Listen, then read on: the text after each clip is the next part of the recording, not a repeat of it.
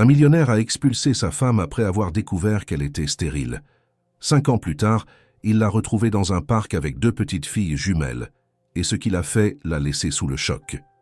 Laurent Duval, un homme dont le nom évoquait respect et admiration dans les cercles d'affaires lyonnais, menait une vie que beaucoup qualifieraient d'exemplaire. À 43 ans, il possédait une entreprise florissante dans le secteur immobilier, vivait dans un appartement luxueux avec vue sur la Saône et était marié depuis 7 ans à Camille Moreau, une femme douce et cultivée, ancienne, conservatrice de musée reconvertie en professeur d'histoire de l'art. Ensemble, ils formaient un couple admiré, presque idéalisé. Lors de dîners mondains, de galas de bienfaisance et de réceptions d'entreprise, ils apparaissaient comme la représentation vivante d'un amour accompli, d'une union solide et apaisée. Mais derrière les sourires bien photographiés et les conversations harmonieuses, un vide s'était installé. Un vide que Laurent ressentait chaque matin en traversant leur appartement silencieux. Chaque fois qu'il voyait les enfants de ses collègues venir les saluer lors de réunions de famille, chaque Noël où seuls 2 couverts trônaient sur la grande table en marbre. Le manque d'enfants, longtemps ignoré, s'était transformé en obsession. Il n'en parlait que par allusion au début. Des phrases comme « ce serait bien, un petit Duval pour reprendre l'affaire » ou « tu crois que la chambre d'amis ne serait pas parfaite pour un enfant ?» Camille, qui l'avait remarqué, préférait éluder la question, croyant que le temps ou la tendresse suffirait à combler ce manque. Mais les mois passaient, puis les années, et rien ne changeait. Finalement, après une série de consultations médicales, le verdict était tombé, implacable. Camille souffrait d'un déséquilibre hormonal complexe, et les chances de concevoir un enfant naturellement étaient quasi nulles.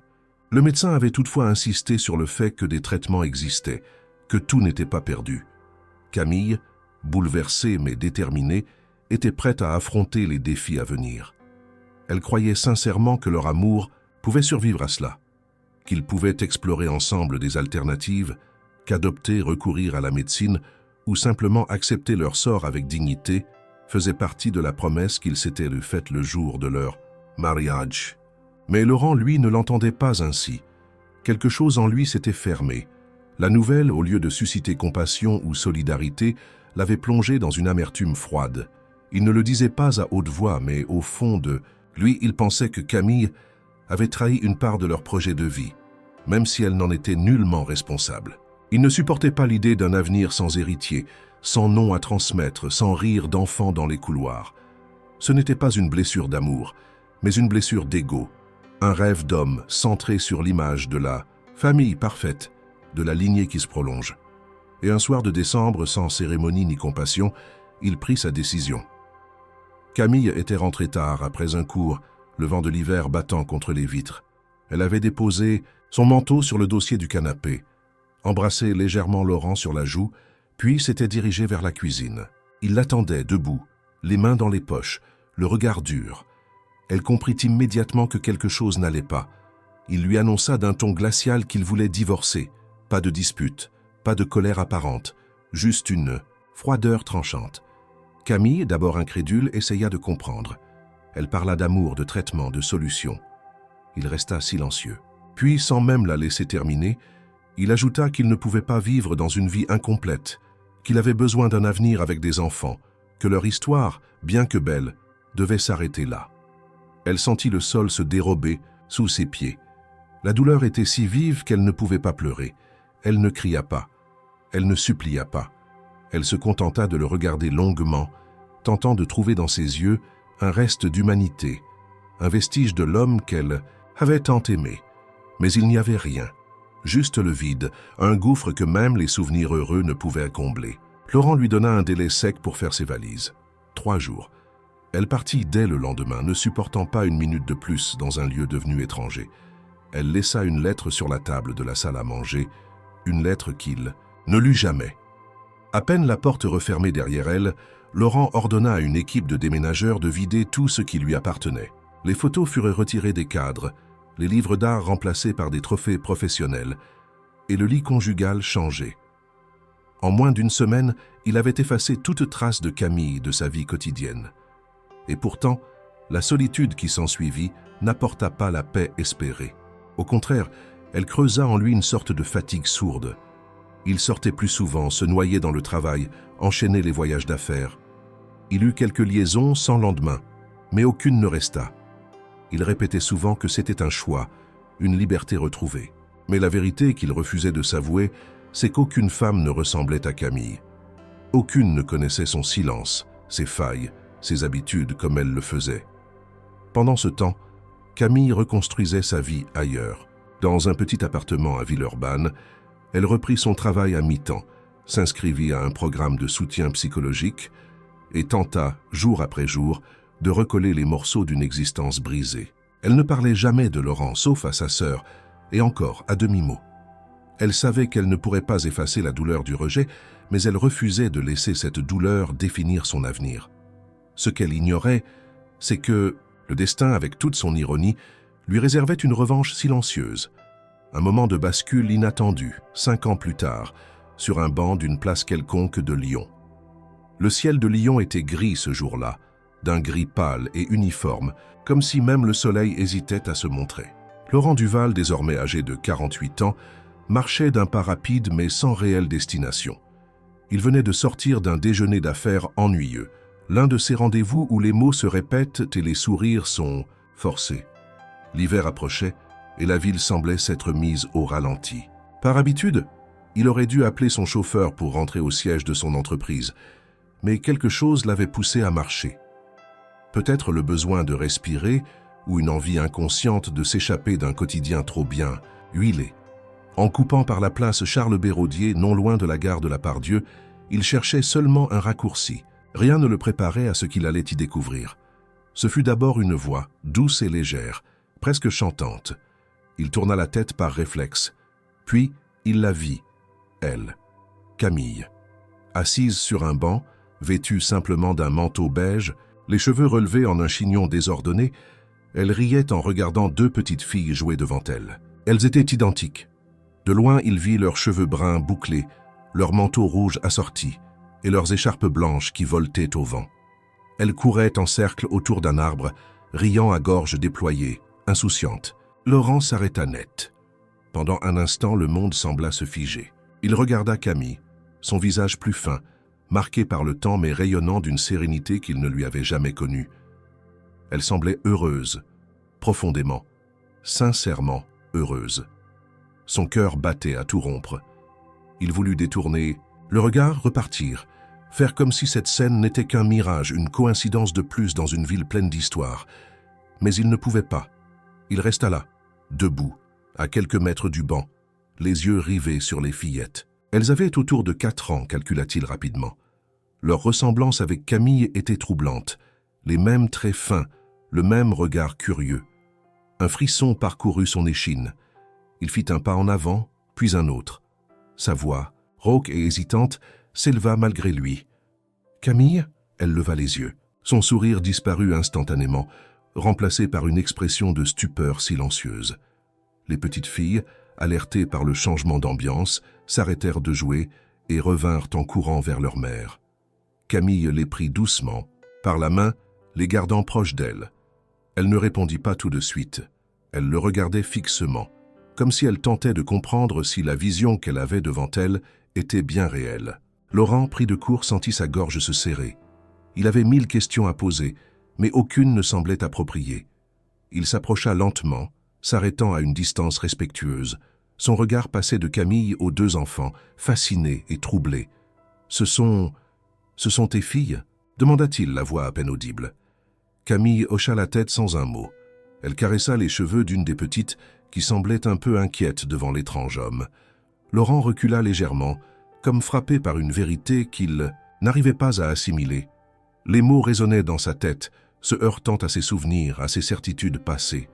Il n'osait pas formuler la question qui lui brûlait les lèvres, mais elle s'imposa malgré lui. « Mais tu ne pouvais pas avoir d'enfant. » Camille, toujours assise, posa sur lui un regard calme, presque triste.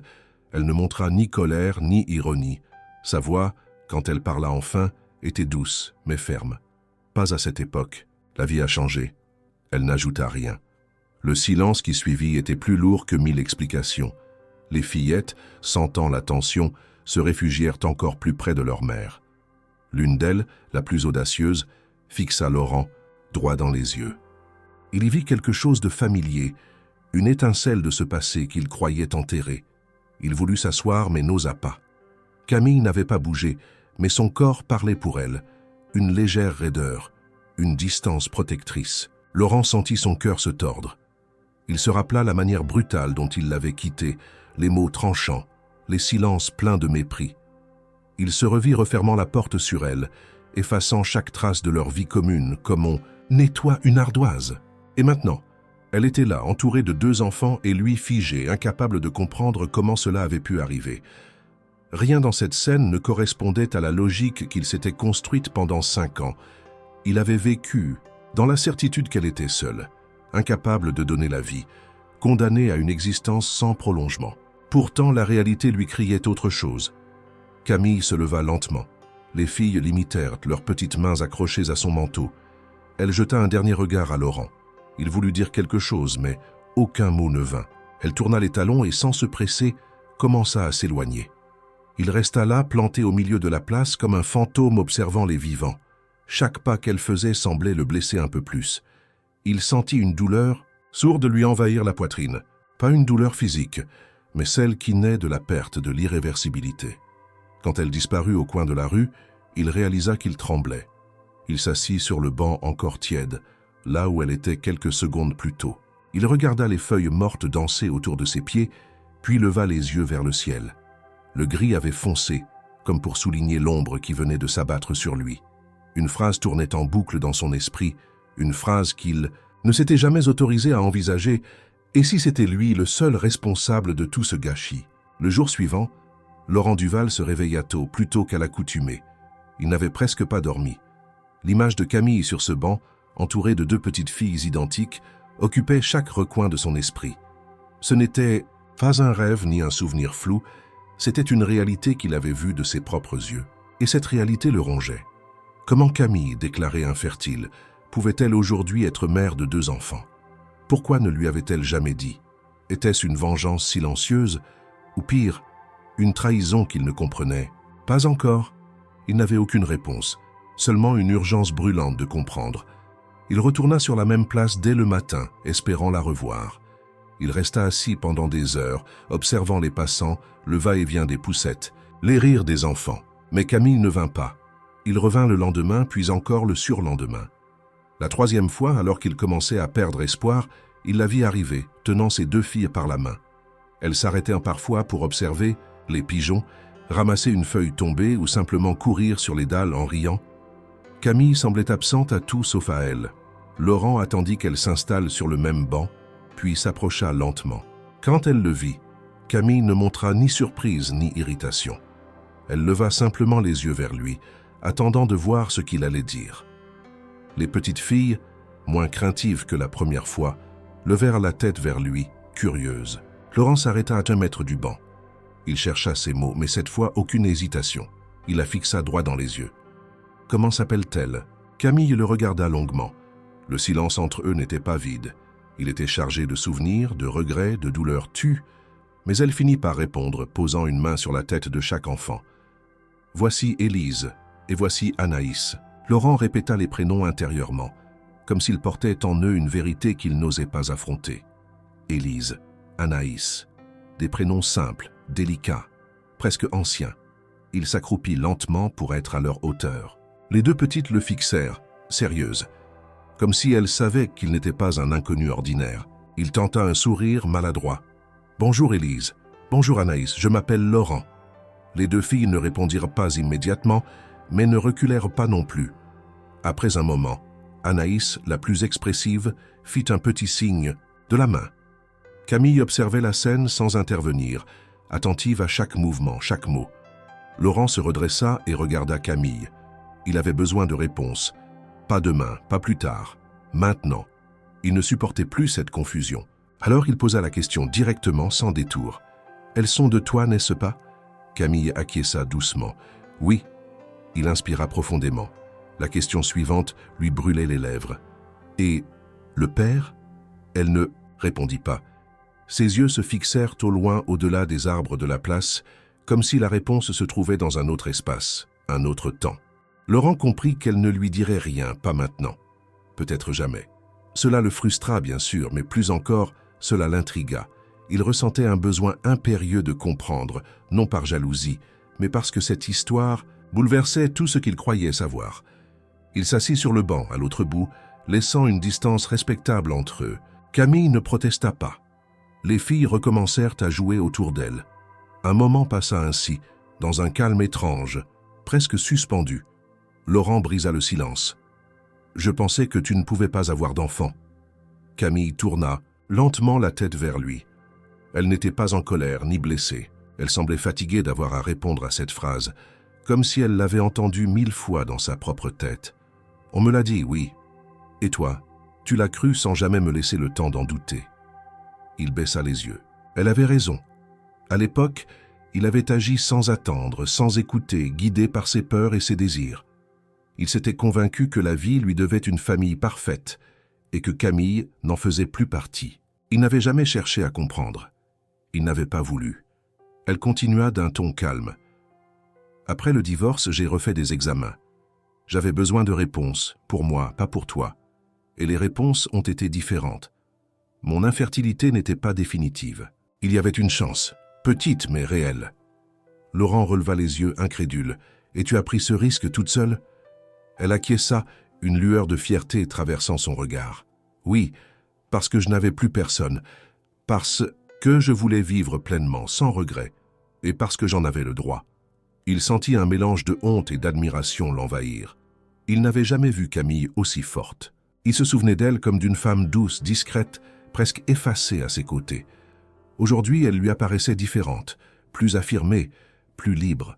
Il ne savait pas s'il devait s'en réjouir ou s'en mordre les doigts. Les filles revinrent en courant, un peu essoufflées. Camille sortit 2 pommes de son sac et leur tendit. Elles s'assirent sur le sol, à leurs pieds, grignotant en silence. Laurent les observa. Chaque geste, chaque sourire, chaque expression lui semblait familier. Il ne pouvait pas l'expliquer, mais il se sentait lié à elle d'une manière étrange, irrépressible. Il reprit doucement. « Je n'ai jamais cessé de penser à toi, Camille, mais je ne m'attendais pas à te retrouver ainsi. » Elle haussa les épaules, comme pour dire que ce n'était plus important. « La vie ne suit pas toujours les chemins qu'on imagine. Tu as choisi le tien, j'ai choisi le mien. » Il hocha la tête, incapable de contester. Mais en lui, une certitude naissait, violente. Ce qu'il avait laissé partir ne lui avait jamais vraiment échappé. Il l'avait abandonnée, oui, mais elle était restée présente, vivante, entière. Et aujourd'hui, elle était là, avec 2 enfants, construite sans lui. Et pourtant, il ressentait le besoin viscéral de faire partie de ce tableau, même s'il savait qu'il n'en avait plus le droit. Les jours suivants furent marqués par une agitation intérieure que Laurent Duval n'avait jamais connue auparavant. Lui qui avait toujours maîtrisé chaque aspect de sa vie, chaque décision, chaque mouvement, se trouvait maintenant submergé par des pensées qui l'empêchaient de se concentrer, de dormir, de respirer normalement. Il revivait en boucle que cette scène dans la place Charles-Béraudier. Camille, ses filles, leur calme, leur silence chargé de sens. Il sentait un déséquilibre profond, une faille qui menaçait de tout effondrer en lui. Il retourna à la place presque chaque jour, comme poussé par une force qu'il ne contrôlait pas. Il ne savait pas ce qu'il cherchait exactement, un dialogue, un pardon, une explication plus complète, ou peut-être une illusion de retour. Camille, sans jamais l'encourager, ne le repoussait pas non plus. Elle restait distante, mesurée, mais ne l'empêchait pas de marcher à leur côté quand il rentrait lentement par les petites rues avoisinantes. Les filles, elles, commençaient à s'habituer à ce visage familier, même si elles n'en comprenaient pas la place exacte dans leur monde. Elle lui souriait, parfois lui posait une question, ramassait des cailloux pour lui montrer et repartait en riant. Il n'était qu'un inconnu bienveillant, un promeneur au regard nostalgique. Chaque minute passée ainsi devenait, pour Laurent, un paradoxe douloureux. Il se sentait proche d'un passé qu'il avait détruit, et en même temps terriblement loin d'un présent qui ne lui appartenait plus. Il observait Camille, attentive, discrète, patiente, et ne cessait de comparer cette femme forte et épanouie avec celle qu'il avait autrefois rejetée.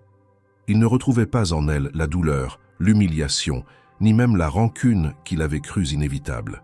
À la place, Il ne percevait qu'une paix fragile, chèrement acquise, qu'il menaçait à chaque fois qu'il tentait de revenir. Un après-midi, alors que les filles jouaient autour d'un vieux manège désaffecté, Laurent s'autorisa une question qu'il retenait depuis longtemps.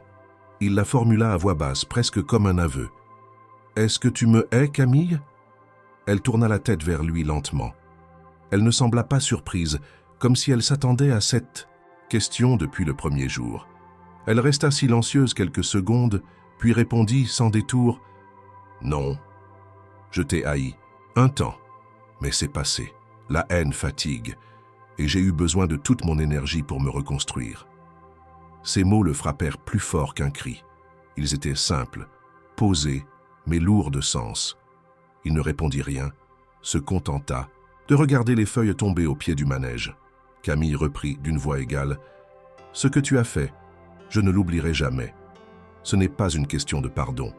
C'est un fait, une cassure. Tu ne m'as pas laissé m'expliquer. Tu m'as enfermé dans un verdict définitif, comme si mon corps n'avait plus de valeur à tes yeux. » Il sentit une brûlure au creux de l'estomac.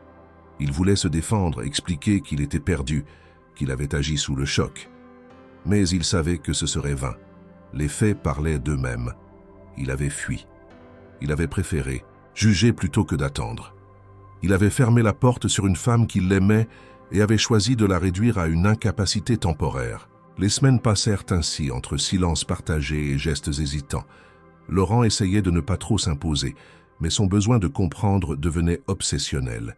Il cherchait des réponses dans les moindres détails. Un mot dit par Élise, un dessin offert par Anaïs, un regard échangé avec Camille.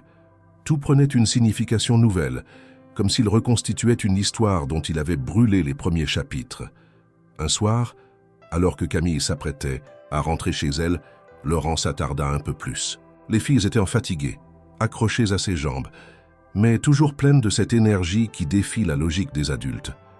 Il proposa de les raccompagner. Camille hésita, puis accepta d'un signe de tête. Le chemin fut silencieux, ponctué seulement par les voix des enfants.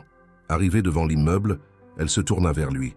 « Tu n'as pas à faire ça, tu sais. » Il la regarda, surpris. « Faire quoi ?»« Revenir, chercher quelque chose, te rapprocher. » Il inspira profondément. Ce n'était pas un reproche, mais une mise en garde. « Je ne sais pas ce que je cherche, Camille. Peut-être des réponses, peut-être une forme de paix. » Elle hocha la tête, sans colère. « Mais tu ne trouveras rien si tu ne reconnais pas ce que tu m'as fait vivre. » Il sentit que les mots montaient en lui, qu'il était à la lisière d'un aveu, d'un effondrement. Mais il n'en était pas encore capable. Alors, il dit seulement « Je veux comprendre. » Camille, tenant Élise dans un bras et guidant Anaïs de l'autre main, lui répondit sans le regarder. « Alors commence par écouter. » Et elle disparut dans le hall d'entrée. Laurent resta là, seul, figé, devant cette porte qui s'était refermée doucement, sans fracas. Il comprenait désormais que le chemin vers la vérité serait long, douloureux, et qu'il ne pourrait l'emprunter que s'il acceptait enfin de regarder en face celui qu'il avait été. La pluie tombait doucement sur les toits de Lyon ce matin-là, lavant les trottoirs avec lenteur, comme si la ville elle-même voulait effacer quelque chose. Laurent Duval, assis seul à une table dans un petit café du quartier de la Croix-Rousse, fixait sa tasse de café sans y toucher. Il avait donné rendez-vous à Camille, espérant enfin obtenir des réponses qu'il n'avait cessé de chercher depuis leur rencontre fortuite.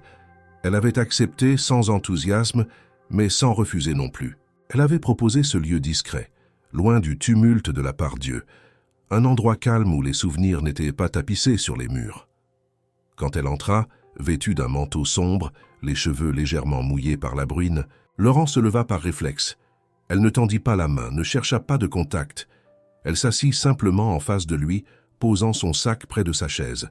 Il remarqua les cernes sous ses yeux, la fatigue dans ses gestes, mais aussi une certaine solidité dans sa posture, comme si les années l'avaient façonnée en une version plus dure, plus claire d'elle-même. Le serveur s'approcha, elle, commanda un thé, et le silence s'installa.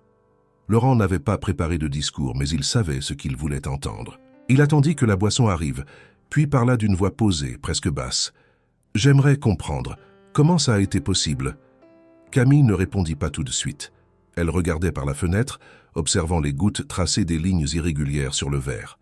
Puis elle tourna les yeux vers lui, sans colère mais sans indulgence non plus.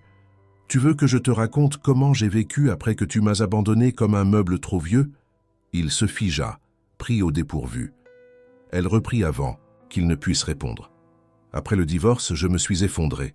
Les premiers mois, je ne mangeais presque pas, je ne dormais pas. J'ai perdu du poids, j'ai perdu mes repères. Tu avais tout organisé pour que je parte vite. Je n'avais plus de toi, plus de stabilité, plus rien. » Laurent baissa les yeux. Il savait que ces mots étaient justes, qu'il n'avait pas mesuré l'étendue de sa cruauté à l'époque. Puis un jour, j'ai pris rendez-vous chez un nouveau médecin. Je ne sais même pas pourquoi.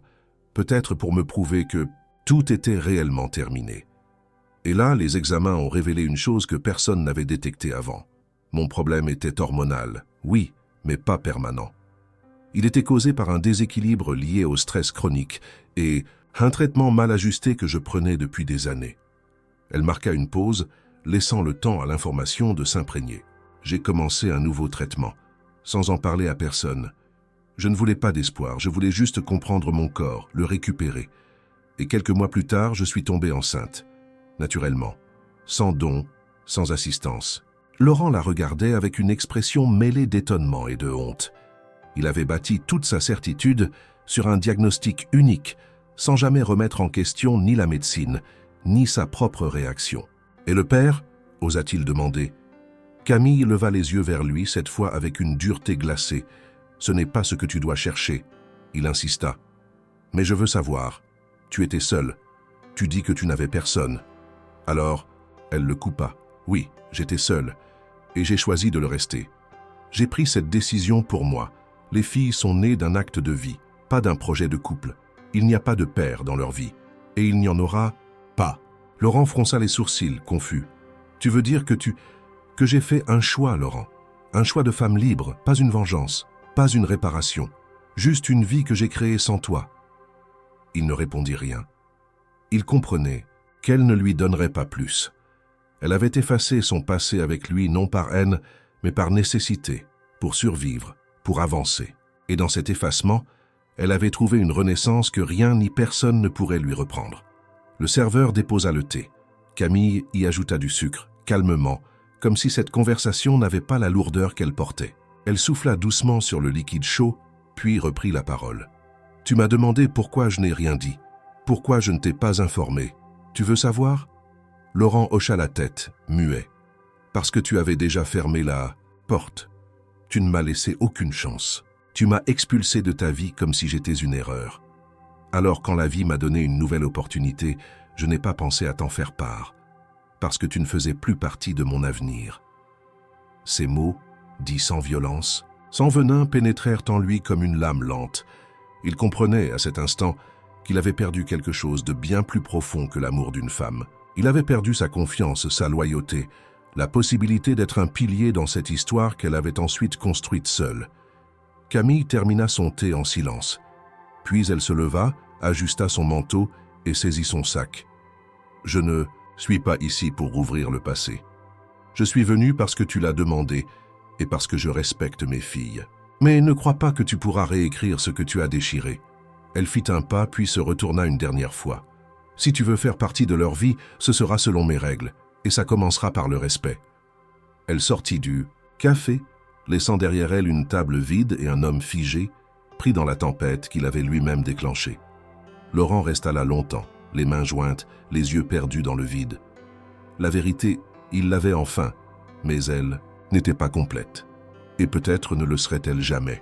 Laurent Duval marchait sous la pluie fine qui tombait sur les rues pavées de Lyon, incapable de chasser les paroles de Camille de son esprit. Ses chaussures éclaboussaient l'eau accumulée dans les rigoles, mais il ne sentait ni le froid ni l'humidité. Il était absorbé, possédé par une tempête intérieure qui le secouait plus fort que n'importe quelle négociation d'affaires ou crise professionnelle.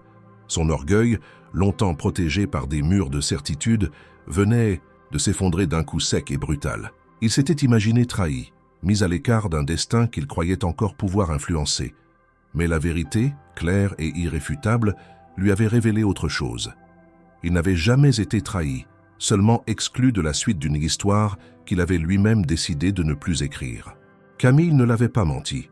Elle ne l'avait pas manipulé. Elle avait attendu, espéré, tendu la main dans un silence douloureux. Et lui, dans son besoin de contrôle, son obsession de l'image parfaite, avait préféré fuir, punir, condamner sans appel. Maintenant qu'il connaissait la vérité, cette infertilité temporaire, cette maternité vécue seule, cette force qu'elle avait développée en dehors de lui, il ne savait plus comment se tenir. L'homme puissant qu'il pensait ne savait pas comment faire face à cette réalité. Il n'avait pas été indispensable. Pire encore, il avait été un obstacle à ce que Camille avait ensuite accompli. Et cela, son orgueil ne le supportait pas. De retour chez lui dans son appartement trop silencieux, Laurent s'assit dans le fauteuil de cuir noir où il passait autrefois ses soirées à lire ou à réfléchir à ses investissements. Mais ce soir-là, aucun journal, aucune tablette, aucun dossier n'occupait ses mains. Il fixait le vide, réécoutant chaque mot prononcé au café, chaque silence, chaque regard de Camille.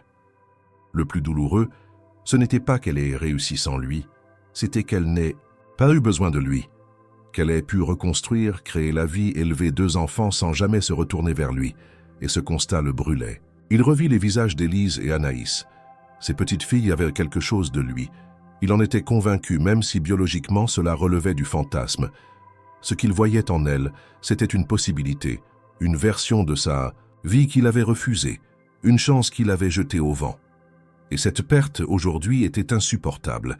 Il se leva d'un bond, marcha en rond dans son salon, puis saisit son téléphone. Il voulait appeler Camille, mais s'arrêta. Que dirait-il? Qu'il regrettait? Qu'il voulait être présent? À quel titre? Il n'avait aucun droit. Il le savait. Mais le besoin de se justifier, de reconquérir une place dans cette histoire, l'étranglait presque. Le lendemain, il retourna à la place comme un pèlerin revenant à son sanctuaire. Camille et les filles n'étaient pas là. Il attendit, longtemps. Les passants défilaient, les pigeons picoraient, les enfants criaient au loin, mais elle ne vint pas. Ce fut la même chose le jour suivant, et encore le suivant. Le vide laissait place à l'angoisse. Avait-elle décidé de disparaître, de le protéger de sa propre obsession? Il ne savait pas. Mais il sentait que quelque chose lui échappait, et cela l'amenait à se confronter à une autre émotion qu'il n'avait jamais voulu nommer, la culpabilité. Il finit par la croiser par hasard, une semaine plus tard. Elle sortait d'un magasin de jouets avec les filles, les bras chargés de paquets. Quand elle le vit, elle s'arrêta, le regard méfiant. Les filles, elles, coururent vers lui, heureuses de le revoir. Anaïs lui montra une peluche qu'elle venait de recevoir. Élise tenait une boîte de puzzle. Laurent s'accroupit, leur sourit, leur parla doucement, puis se releva pour s'adresser à Camille. « Je peux t'aider à porter quelque chose ?» Elle le fixa un instant, pesant la proposition.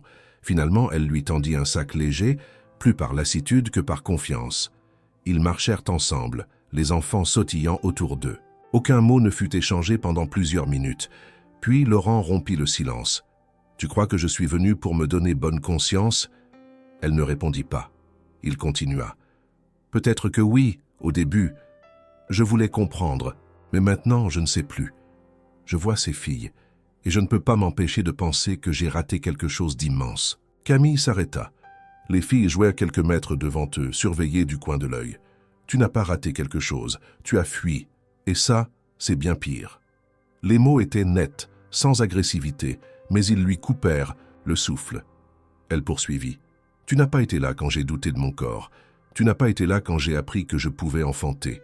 Tu n'étais pas là pendant la grossesse, les nuits blanches, les peurs, les premières fièvres. Tu n'étais là pour rien. Alors aujourd'hui, ce que tu ressens, c'est peut-être de la douleur. Mais ce que j'ai vécu, moi, c'était l'abandon. » Laurent baissa les yeux. Il aurait voulu se défendre, mais tout semblait insignifiant face à ce constat. Il tenta quand même. « Et si je voulais essayer de réparer ?» Camille secoua la tête lentement. « On ne répare pas un abandon comme on répare un contrat. Il ne suffit pas de revenir. Il faut mériter. » Ils reprirent leur marche. Le sac dans ses mains lui paraissait soudain plus lourd. Chaque mot de Camille résonnait comme un rappel cruel de ce qu'il avait perdu et de ce qu'il ne regagnerait peut-être jamais. Mais malgré la douleur, il savait qu'il ne pouvait plus reculer. Ce chemin vers une forme de rédemption, il le voulait. Non pour effacer le passé, mais pour mériter un jour peut-être une place dans ce présent qu'il n'avait pas su choisir à temps. Le ciel de Lyon avait retrouvé des teintes plus clémentes, annonçant l'approche du printemps. Les arbres encore timides laissaient entrevoir les premiers bourgeons et l'air portait une douceur nouvelle, presque imperceptible, mais suffisante pour rappeler aux cœurs engourdis que la vie continue malgré tout. Laurent Duval, fidèle à ses nouvelles habitudes, avait de nouveau rejoint la place Charles-Béraudier dans l'espoir de croiser Camille et ses filles. Cette fois, il ne venait plus avec des attentes mal dissimulées, ni avec une volonté de confrontation. Il venait avec une intention simple, peut-être naïve, être là. Ce jour-là, il les vit arriver de loin. Camille marchait lentement, une main posée sur la tête d'Anaïs pour ajuster son bonnet. Élise tenait un sac de livres, probablement emprunté à la bibliothèque municipale. Elles riaient toutes les trois, complices, dans une scène de bonheur ordinaire que personne autour ne semblait remarquer, mais qui, pour Laurent, avait la force d'un miracle. Il ne s'approcha pas tout de suite. Il les observa de loin, savourant cette image sans vouloir l'interrompre. Camille l'aperçut en première. Elle s'arrêta, le regarda brièvement, puis reprit sa marche. Elle n'esquissa ni sourire ni froncement de sourcils, juste un signe neutre de la tête. Il s'en contenta. Quand elles furent à sa hauteur, Anaïs le salua joyeusement, suivie d'Élise. Laurent leur répondit, accroupi, leur demandant ce qu'elles avaient lu, ce qu'elles allaient faire ensuite. Camille restait silencieuse, observant, sans intervenir. Quand les filles se mirent à jouer autour d'un banc, Laurent se redressa, regarda Camille et, avec une hésitation visible, sortit de son sac 2 petites boîtes. Il les tendit doucement. « Je les ai vues dans une boutique. Je ne savais pas si c'était une bonne idée. » Camille ne prit pas les boîtes. Elle les regarda, puis leva les yeux vers lui. « Pourquoi fais-tu ça, Laurent ?» Il inspira profondément. Il avait anticipé cette question, mais pas l'effet qu'elle aurait sur lui, parce que j'ai envie de les connaître, pas en les gâtant, pas en les impressionnant, mais en partageant quelque chose, un moment. Elle fixa les boîtes quelques secondes, puis finit par les prendre et les ouvrit. À l'intérieur, 2 petits carnets à dessin, accompagnés de crayons de couleur. Rien de clinquant, rien de cher, juste une attention simple. Elle hocha lentement la tête, comme si elle reconnaissait pour la première fois un geste sincère. Elles aiment dessiner. Laurent sourit timidement. Moi aussi quand j'étais petit. Camille ne répondit pas, mais ne rejeta pas l'offre. Elle s'approcha des filles, leur tendit les carnets. Les 2 s'exclamèrent de joie, s'assirent aussitôt sur le banc pour commencer à gribouiller.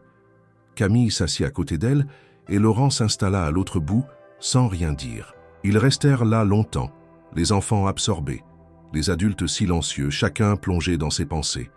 C'était un moment fragile, suspendu, mais porteur d'un équilibre naissant. Au fil des jours suivants, Laurent multiplia ses visites discrètes. Il ne s'imposait jamais. Il observait, proposait parfois une activité, une lecture, un jeu. Camille restait prudente, mais elle ne l'éloignait plus. Elle semblait mesurer, tester, observer, elle aussi. Il sentait que chaque geste était scruté, chaque mot analysé. Il ne s'agissait pas de reconquête, il s'agissait de respect, d'effort, de constance. Et il acceptait cela.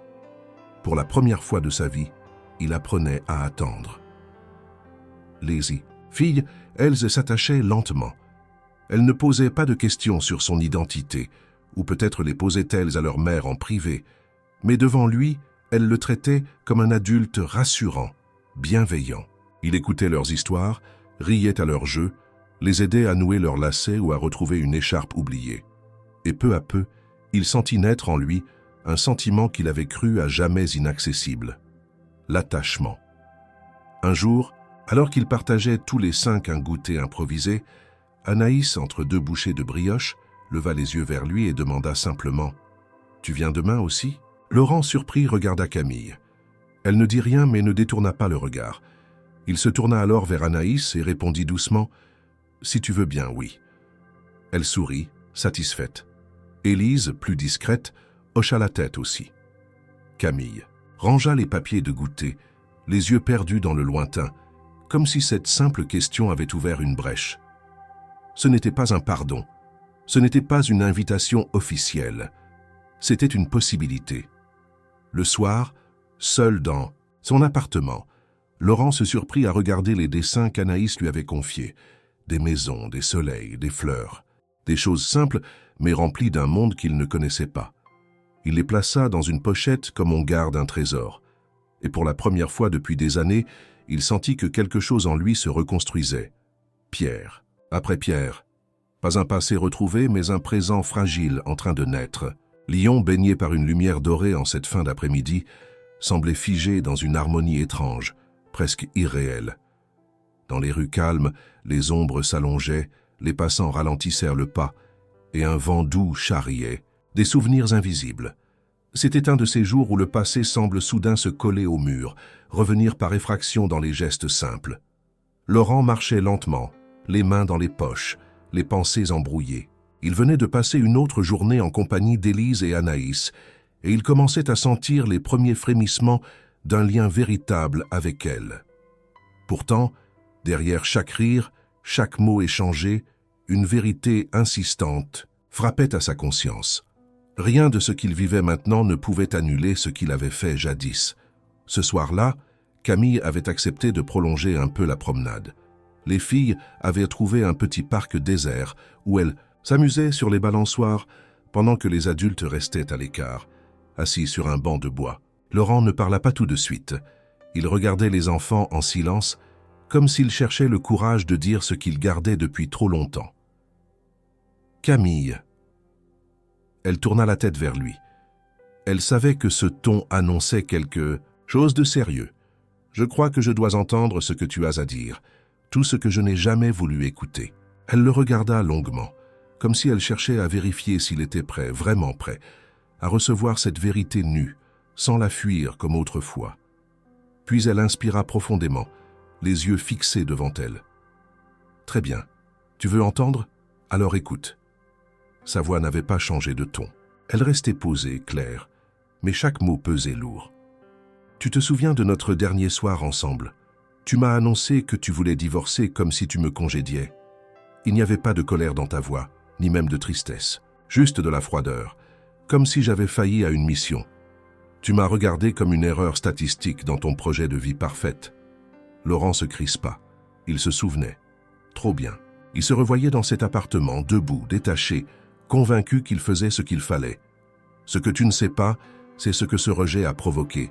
Je n'étais pas seulement blessée, j'étais détruite. Tu as réduit notre amour à un contrat biologique rompu. Et quand j'ai essayé de te parler, de te faire comprendre qu'il y avait encore des examens, des espoirs, tu as refusé d'écouter. Tu voulais une réponse simple, noir ou blanc. Et comme je ne pouvais pas te la donner sur le champ, tu as choisi de partir. Elle s'interrompit pour regarder Élise, qui appelait Anaïs d'un cri joyeux. Puis elle reprit plus bas. « J'ai passé des nuits à pleurer dans un appartement vide, à me demander ce que j'avais fait pour mériter ça, à penser que j'étais brisée, que personne ne voudrait jamais de moi. Pas parce que je ne pouvais pas avoir d'enfant, mais parce que tu avais su me faire croire que je n'étais plus digne d'amour sans cela. » Laurent avait le visage fermé. Il n'essayait pas d'intervenir. Il encaissait. Il sentait son souffle devenir plus court, comme si les mots de Camille se plantaient en lui, un à un, sans relâche. Et puis, j'ai décidé de ne plus t'attendre. J'ai repris les examens. J'ai trouvé un médecin qui m'a écouté. J'ai suivi un traitement lentement, en silence. Et un jour, j'ai appris que j'étais enceinte. J'étais seule dans une salle blanche, avec un bout de papier dans les mains. Je tremblais, pas de peur, mais parce que pour la première fois depuis des mois, je sentais que je pouvais encore construire quelque chose. Elle se tourna vers lui enfin. « Mais tu n'étais pas là, tu n'as jamais su. Tu avais trop peur de ton propre vide pour voir ce que j'essayais de t'offrir. » Laurent sentit ses mains trembler. Il posa son regard sur Camille, bouleversé. Il voulut parler, mais elle leva la main. « Non, ne dis rien, pas maintenant. Ce n'est pas le moment de t'excuser. Ce que tu ressens, ce n'est pas encore le regret. C'est l'écho de ton orgueil blessé. Mais si tu veux vraiment changer, alors commence par accepter ce que tu m'as fait. Intègre-le. Et cesse de croire que quelques après-midi au parc peuvent tout réparer. » Un silence long suivit. Les rires des filles résonnaient au loin. Le monde autour d'eux semblait ignorer le poids de cette conversation. Laurent regarda ses mains, puis Camille, puis le ciel en train de rosir doucement. « Tu as raison, Camille. Tout ce que tu dis est vrai, et je ne veux pas que tu pardonnes. Je veux que tu me laisses prouver que j'ai compris. » Elle ne répondit pas tout de suite. Elle regarda Élise grimper au sommet du toboggan, Anaïs l'encourageant d'en bas. Puis elle se leva. « Ce n'est pas à moi que tu dois le prouver. Ce sont elles que tu devras convaincre. Pas en disant, en étant. » Elle marcha vers les enfants. Laurent resta seul sur le banc, assis, vidé, mais pour la première fois, porteur d'une vérité qu'il ne pouvait plus nier. Ce passé, il ne pourrait jamais le corriger. Mais il pouvait peut-être apprendre à vivre avec, sans se cacher. Le bureau de Laurent était plongé dans un calme inhabituel. Il avait demandé à son assistant de lui laisser l'après-midi libre, prétextant une réunion personnelle. Mais la vérité était tout autre. Il avait besoin de solitude. Depuis la conversation avec Camille, les mots qu'elle lui avait laissés tournaient en boucle dans son esprit, comme une mélodie obsédante. Il ne pouvait plus fuir. Il ne voulait plus fuir. Le poids du passé ne l'écrasait plus seulement de regret. Il l'appelait à un face-à-face inévitable. En fouillant dans un vieux tiroir de son bureau, parmi des dossiers d'anciens projets, des carnets usés et des souvenirs professionnels sans importance, il tomba sur une enveloppe froissée, glissée entre deux classeurs. Elle portait son nom, écrit d'une écriture qu'il reconnaîtrait entre mille, celle de Camille. Son cœur s'arrêta un instant. Il se souvenait de cette lettre, ou plutôt de l'avoir vue, il y a des années, posée sur la table de la salle à manger, le matin même où Camille avait quitté leur appartement pour de bon. Il ne l'avait jamais ouverte. À l'époque, il pensait n'avoir rien à entendre. Son choix était fait. Lire cette lettre lui aurait semblé une faiblesse, une faille dans sa logique de rupture nette et définitive. Mais aujourd'hui, alors qu'il tenait le papier jauni entre ses mains tremblantes, il comprenait à quel point ce refus de lire avait été un acte de violence supplémentaire, un refus de voir Camille comme une femme blessée et humaine. Il s'assit, ouvrit doucement l'enveloppe et déplia la feuille à l'intérieur. Les premières lignes lui brûlèrent les yeux, bien plus que ce qu'il aurait pu imaginer. « Laurent, je ne sais même pas si tu prendras le temps de lire cette lettre, mais j'ai besoin de l'écrire pour ne pas m'effondrer. Je suis parti parce que tu me l'as demandé, mais je pars avec des mots coincés dans la gorge, des vérités que tu refuses d'entendre. J'ai encore des examens à faire. Le dernier n'a pas confirmé l'infertilité de manière définitive. Il y a des anomalies, oui, mais aussi des doutes, des pistes. Et surtout, il y a encore de l'amour. Je t'aime malgré tout. Et je crois que si tu avais voulu, si tu m'avais laissé le temps, on aurait pu affronter cela ensemble. Tu m'as regardé comme une erreur biologique, comme si mon corps t'avait trahi. Mais l'amour n'est pas une équation à résoudre. C'est une promesse, un choix renouvelé. Tu ne m'as pas laissé te le rappeler. Tu as préféré tirer un trait. Et moi, je pars, le cœur brisé, mais pas vide. Si un jour tu lis ceci, je veux que tu saches que je n'étais pas sans espoir. Tu l'étais devenu pour nous deux. Camille. » Laurent sentit une boule se former dans sa gorge. Il relut la lettre encore et encore. Chaque mot était une lame, une révélation, une confession qu'il avait refusée trop longtemps. Il avait quitté Camille en se persuadant qu'il agissait avec logique, qu'il protégeait son avenir. Mais en réalité, il l'avait détruite dans un moment où elle avait encore foi en leur lien. Et cette lettre rédigée au bord du gouffre prouvait qu'elle aurait tout donné pour rester, pour se battre, s'il lui avait seulement tendu la main. Il se leva, incapable de rester immobile. Il se mit à marcher dans le bureau comme un lion en cage, la lettre serrée dans les mains. Ils revoyaient leur vie ensemble, les dîners calmes, les vacances en Provence, les matins à lire dans le lit. Il revivait aussi ce moment de rupture, son ton froid, son absence d'empathie. Comment avait-il pu être aussi aveugle? Comment avait-il pu réduire une femme qu'il avait aimée à un chiffre, un diagnostic, une finalité biologique? Il décida d'agir. Il ne savait pas ce qu'il allait dire, ni comment Camille réagirait, mais il ne pouvait plus garder cette lettre pour lui. Il ne pouvait plus porter seul le poids de ces mots oubliés. Il prit sa veste, descendit dans la rue et marcha jusqu'au square où il les retrouvait souvent. Le parc était presque vide, les enfants encore à l'école, les bancs humides d'une averse passée. Il attendit. 1 heure plus tard, Camille arriva avec Élise et Anaïs. Elles coururent vers le toboggan insouciantes. Camille, en le voyant, s'approcha avec prudence, sans hostilité, mais sur ses gardes. « Qu'est-ce qu'il y a, Laurent ?» Il ne parla pas tout de suite. Il sortit l'enveloppe de sa poche, la tendit vers elle. « Je viens de la retrouver. Je ne l'avais jamais ouverte. » Elle la regarda, et un voile passa sur son regard. Elle comprit immédiatement. Elle ne prit pas la lettre. Elle attendit qu'il continue. Je l'ai lu, chaque mot, et je crois que c'est la chose la plus importante que j'aurais dû lire dans ma vie. Camille resta silencieuse. Les voix des filles résonnaient à l'arrière-plan. Laurent reprit, sa voix plus faible. « Je ne te demande pas de me pardonner. Je ne cherche pas d'excuses. Mais je veux que tu saches que je regrette. Pas seulement mes actes, mais tout ce que je n'ai pas écouté. » Elle prit enfin la lettre, la glissa doucement dans son sac et le regarda dans les yeux. Il était temps. Elle ne dit rien de plus. Mais dans ce silence, Laurent perçut une ouverture, une porte entr'ouverte. Ce n'était pas une rédemption, mais un premier pas vers quelque chose d'autre. Peut-être un avenir, peut-être juste une vérité partagée, enfin. Il regarda Élise et Anaïs, jouant sans savoir que leur histoire venait de croiser un moment de bascule. Et pour la première fois depuis longtemps, il se sentit aligné avec lui-même, ni dans le remords ni dans l'attente, mais dans une sincérité brute et nécessaire. La fin de l'hiver s'effaçait lentement à Lyon, et les journées s'étiraient de quelques minutes supplémentaires, comme pour encourager les âmes fatiguées à croire à nouveau en des choses simples. Pour Laurent Duval, chaque minute semblait désormais porter le poids d'une attente silencieuse, mais aussi d'une intention nouvelle, plus humble, plus sincère. Depuis qu'il avait remis la lettre à Camille, un calme étrange s'était installé entre eux. Il n'y avait pas eu de grande déclaration, ni de confrontation dramatique. Juste ce regard qu'elle lui avait lancé, ferme, lucide. Et cette phrase, il était temps. Une sentence, mais aussi une porte entr'ouverte.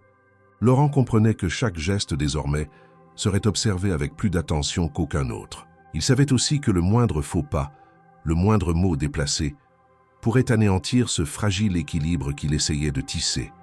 Et pourtant, il sentait qu'il devait aller plus loin. Pas par impulsion, pas par orgueil, mais parce que la vérité lui imposait de poser cette question qu'il gardait en lui depuis qu'il avait vu Élise et Anaïs pour la première fois. Il devait parler. Il devait demander ce que, autrefois, il aurait cru inconcevable de formuler avec humilité. Il retrouva Camille un dimanche matin dans un petit square du vieux Lyon où elles avaient pris l'habitude de se rendre. Les filles jouaient près d'une fontaine asséchée, insouciantes comme toujours, une poupée dans une main, une branche dans l'autre. Camille, assise sur un banc, lisait un livre, le regard alternant entre les lignes imprimées et les mouvements de ses filles. Laurent s'approcha lentement, s'assit sans parler.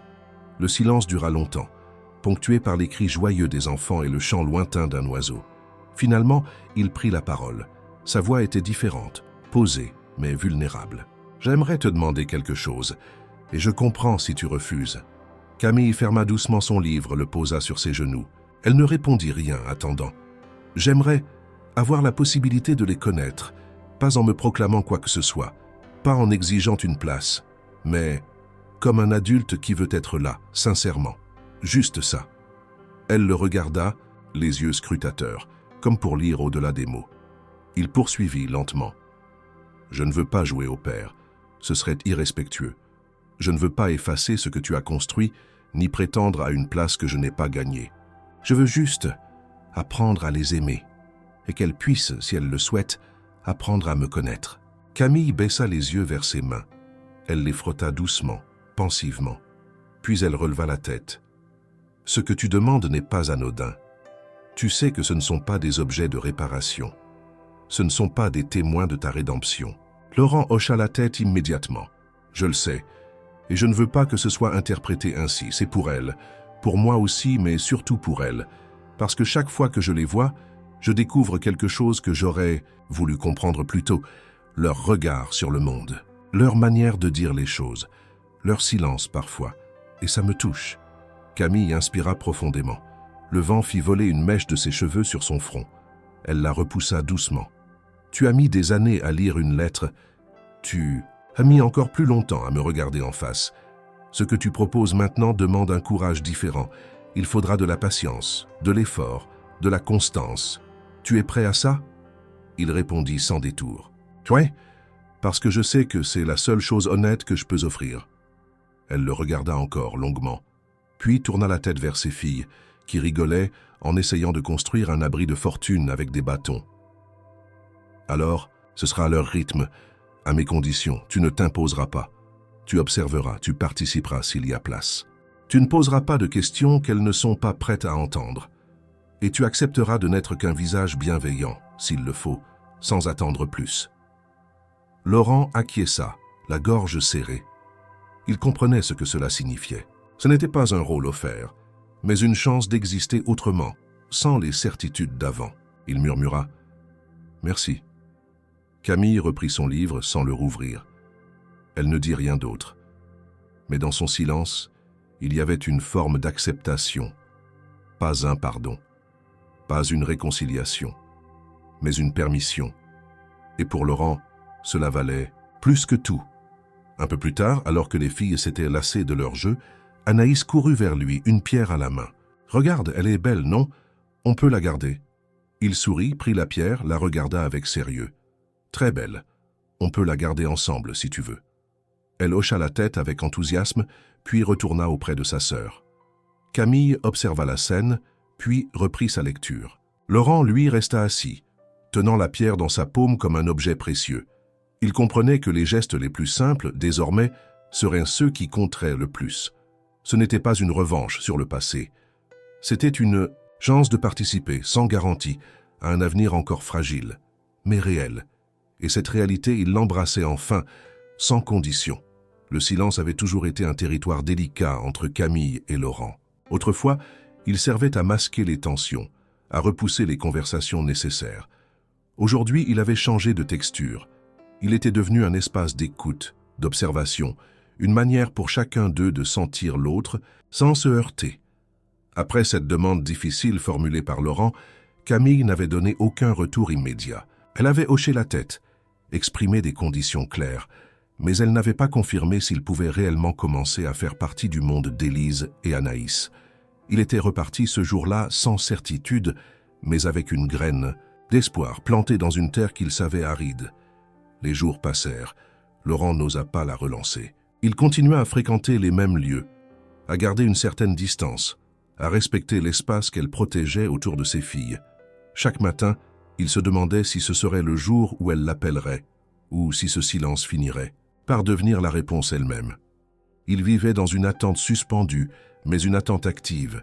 Il réapprenait la patience, la discrétion et le poids de ce qu'il demandait. Ce n'est que 6 jours plus tard, en fin de journée, alors que le soleil déclinait derrière les toits de la presqu'île, qu'il reçut un message de Camille. 3 phrases, sans formule superflue.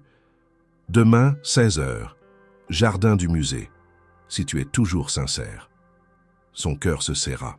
Il relut le message plusieurs fois, comme s'il craignait qu'il disparaisse. Puis il répondit simplement « Je serai là ». Le lendemain, il arriva en avance. Le jardin du musée des Beaux-Arts de Lyon était calme, les visiteurs peu nombreux, à cette heure.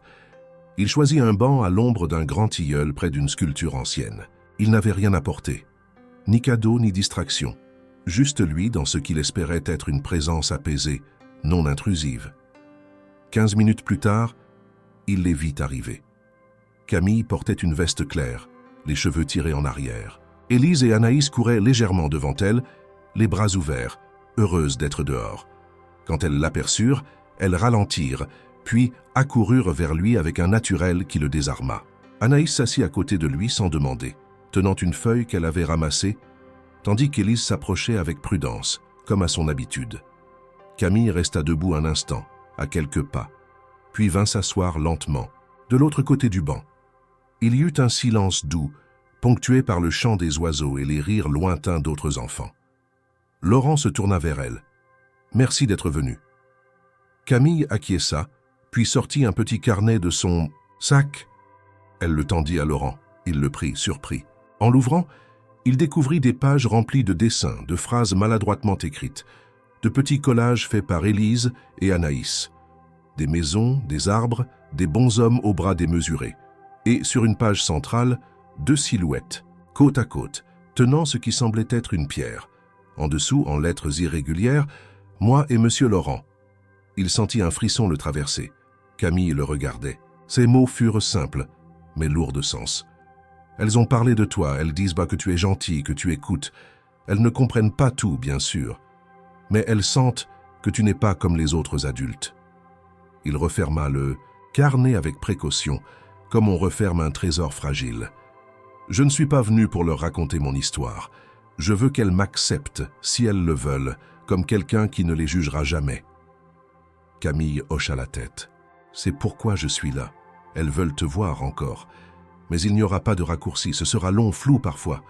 Tu devras apprendre à ne rien attendre, à juste offrir. » Il sourit avec une gratitude qu'il ne savait comment exprimer. « Je le ferai, je suis prêt. » Elle se leva puis appela doucement les filles.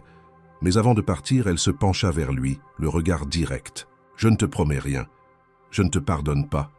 Mais je ne t'empêche plus. C'est à toi maintenant. » Puis elle s'éloigna, les filles accrochées à ses mains. Laurent les regarda partir, le cœur plein d'un mélange indéfinissable, une paix timide, une responsabilité immense, une émotion si dense qu'il en resta immobile de longues minutes. Il avait reçu plus que ce qu'il pensait mériter.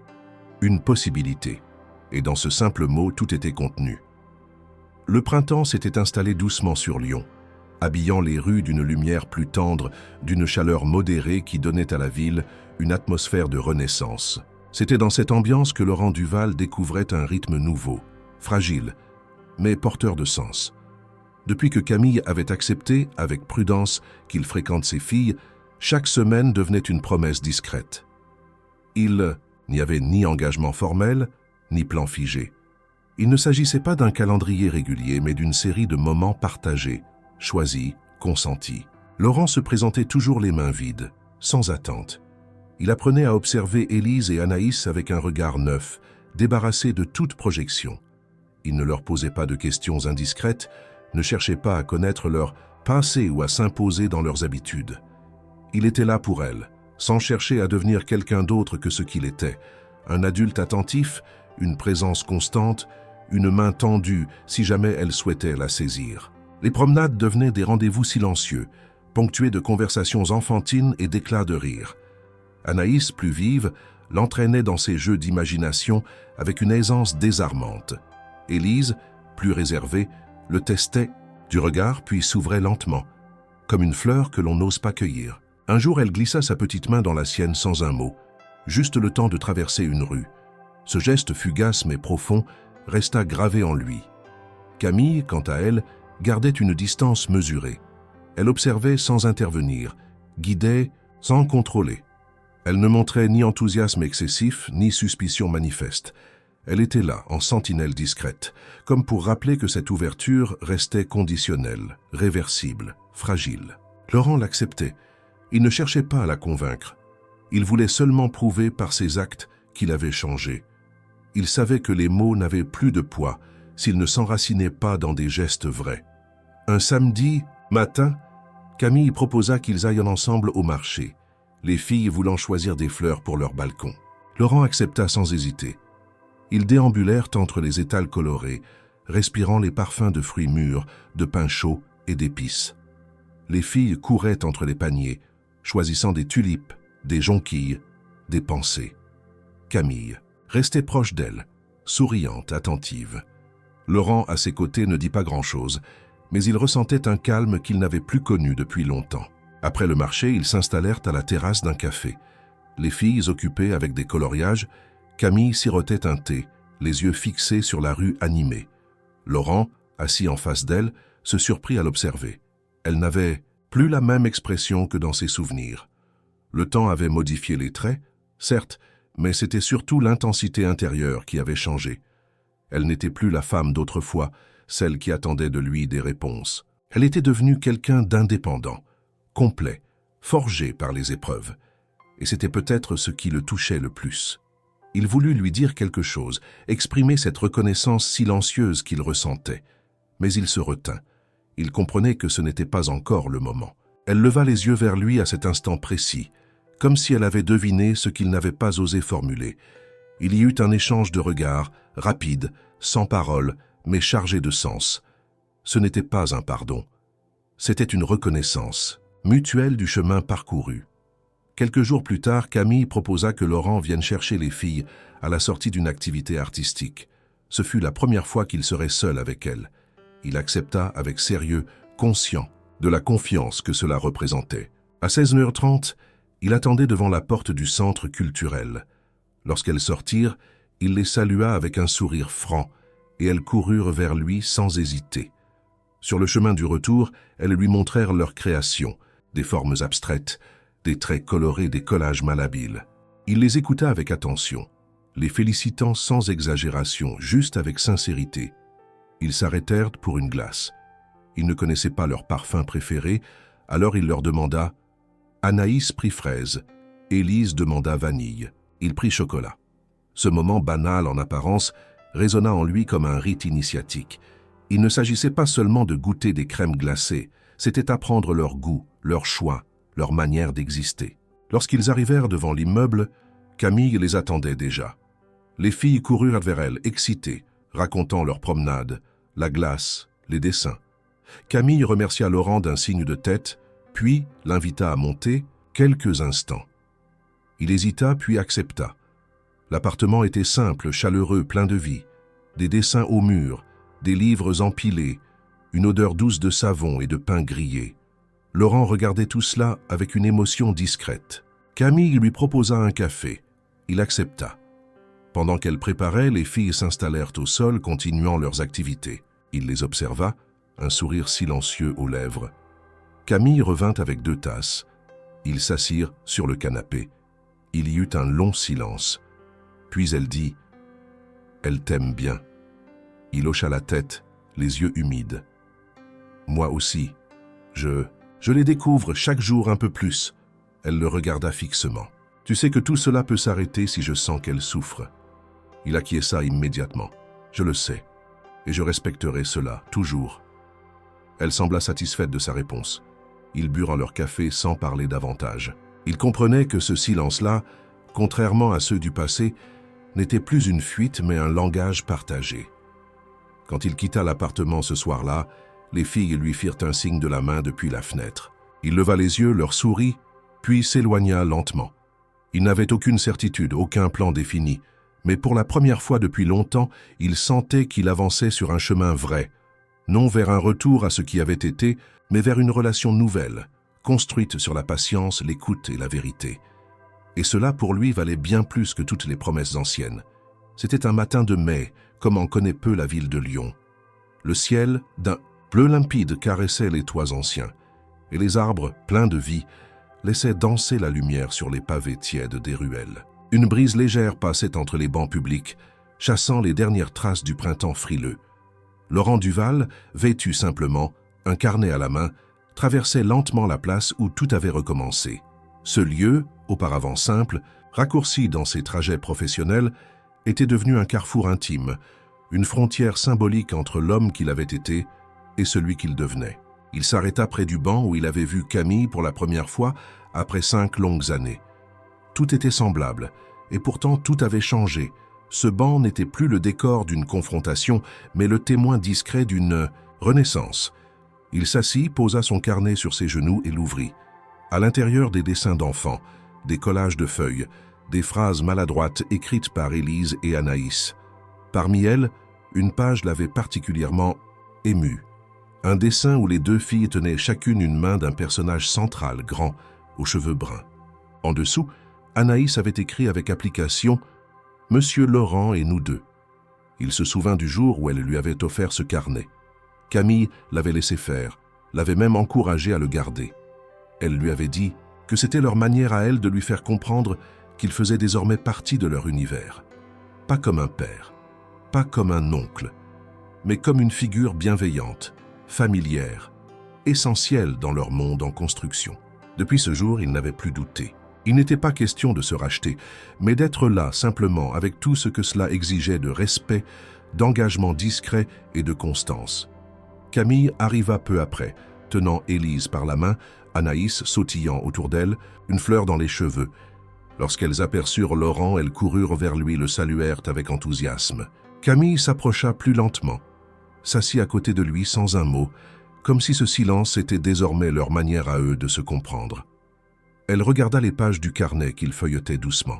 « Elles ont voulu te montrer ce qu'elles dessinent à l'école. Je leur ai dit que tu serais apprécié. » Il sourit, ému. « C'est un trésor. Je ne savais pas qu'on pouvait aimer autant des traits de crayon. » Camille se tourna vers lui. Elle n'avait plus cette tension dans les épaules, ni cette méfiance constante dans les yeux. Elle le regardait comme on regarde quelqu'un qui a traversé un incendie, non sans séquelles, mais debout. Il n'était plus l'homme d'avant. Elle n'était plus la femme blessée. Ils étaient deux témoins d'un parcours qui avait failli ne jamais reprendre. « Tu as changé, Laurent. Je ne parle pas de tes gestes ou de ton attitude. Je parle de ton regard. Il n'est plus tourné vers toi-même. » Il hocha lentement la tête, parce que j'ai compris que ce que j'avais fui, ce n'était pas la douleur, mais ma propre incapacité à aimer sans condition. Elle ne répondit rien. Il n'y avait plus besoin. Les mots n'étaient plus là pour convaincre, mais pour accompagner. Les filles revinrent, tenant un bouquet de pissenlits et de fleurs sauvages. Anaïs les offrit à Camille, tandis qu'Élise posait sa tête contre le bras de Laurent. Il la regarda, bouleversé par cette confiance simple, directe, enfantine. Il passa doucement sa main dans ses cheveux, puis releva les yeux vers Camille. Elle souriait. Pas un sourire large, démonstratif, mais un de ces sourires qu'on ne fait qu'une fois qu'on a traversé la tempête et qu'on voit enfin le rivage. Il savait que rien ne serait jamais parfait. Il n'y aurait pas de grand retour, pas de déclaration solennelle, pas de scène de réconciliation dramatique. Ce qu'ils avaient maintenant était bien plus précieux. Une construction lente, sincère, fondée sur l'acceptation du passé et la volonté partagée d'habiter le présent autrement. Camille ne redeviendrait jamais sa femme, et il l'acceptait. Elle était la mère de ses filles, la gardienne de leur paix, la preuve vivante que la vie pouvait renaître de la fracture. Il resta là avec elle, le soleil chauffant doucement leur dos, les bruits de la ville flottant autour comme une mélodie familière. Il ne pensait plus à ce qu'il aurait pu être, ni à ce qu'il avait perdu. Il pensait à ce qu'il devenait, à ce qu'il offrait, à ce qu'il recevait en retour. Une place dans une histoire nouvelle, construite non par le sang, mais par la présence, la constance, l'amour silencieux. Quand ils quittèrent la place, main dans la main, les filles riant devant eux, Camille marcha à ses côtés. Il ne chercha pas à lui prendre la main. Il respectait ce qu'elle voulait garder à elle seule. Mais elle, dans un geste presque imperceptible, frôla son bras du sien. Et ce simple contact, aussi bref qu'un battement de cils, fut pour lui la preuve que tout ce qu'ils avaient traversé n'avait pas été en vain. Il n'y aurait pas de fin heureuse au sens classique. Mais il y avait une histoire réécrite, vivante, fragile et belle. Une histoire vraie. Et cela, pour Camille, pour Élise, pour Anaïs et pour lui, était le plus grand des chocs et le plus profond des apaisements.